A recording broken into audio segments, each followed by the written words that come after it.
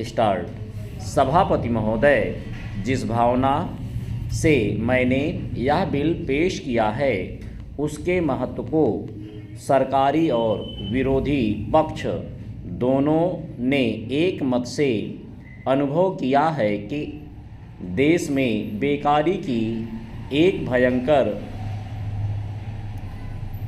समस्या रूप धारण कर रही है और इसके कारण हमारे देश का विकास, चाहे वह सामाजिक हो, आर्थिक हो या सांस्कृतिक, रुका हुआ है।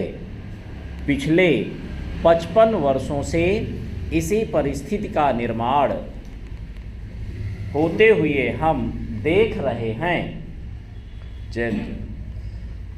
मंत्री महोदय ने यहाँ पर अभी कहा कि राष्ट्रपति इस काम को नहीं कर सकते हैं क्योंकि यह उनके अधिकार के बाहर है। आप जब भी यह देखते हैं कि किसी राज्य में वहाँ की व्यवस्था, वहाँ का विकास ठीक नहीं हो रहा है तो उस राज्य में राष्ट्रपति का शासन लागू कर देते हैं।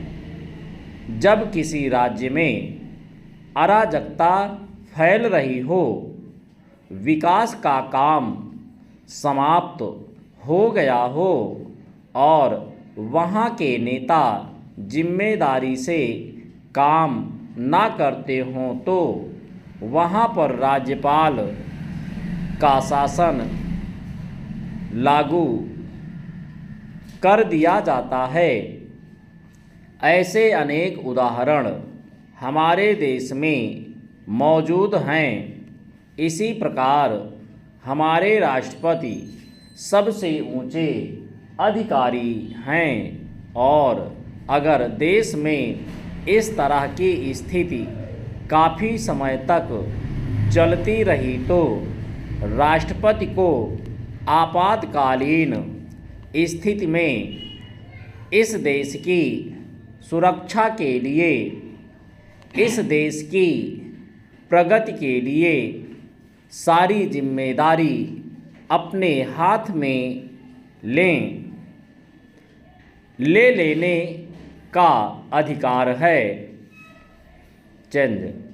हमारे भाइयों ने बहुत से उदाहरण दिए कि राज्यों में संयुक्त सरकारें नहीं चलीं, लेकिन उसके पीछे राजनीतिक मामले थे। अगर कोई राजनीतिक पार्टी जिम्मेदारी से काम नहीं करती तो संविधान में यह स्पष्ट है कि उस राज्य की सारी जिम्मेदारी राष्ट्रपति की है। मैं आपको एक उदाहरण देना चाहता हूँ। संविधान में आदिवासी हरिजनों की उन्नति के लिए प्रण किया गया था कि 10 वर्ष में उनकी सामाजिक तथा आर्थिक स्थिति को सुधार देंगे, लेकिन यह सरकार उसमें भी असफल रही। इस समय को 4 बार 10-10 साल के लिए बढ़ाया जा चुका है, लेकिन फिर भी उनकी आर्थिक और सामाजिक उन्नति नहीं हो रही है। इसमें यह सरकार बिल्कुल असफल रही है। पिछले सत्र में इस विषय पर सरकार के विरुद्ध अविश्वास का प्रस्ताव भी आया था।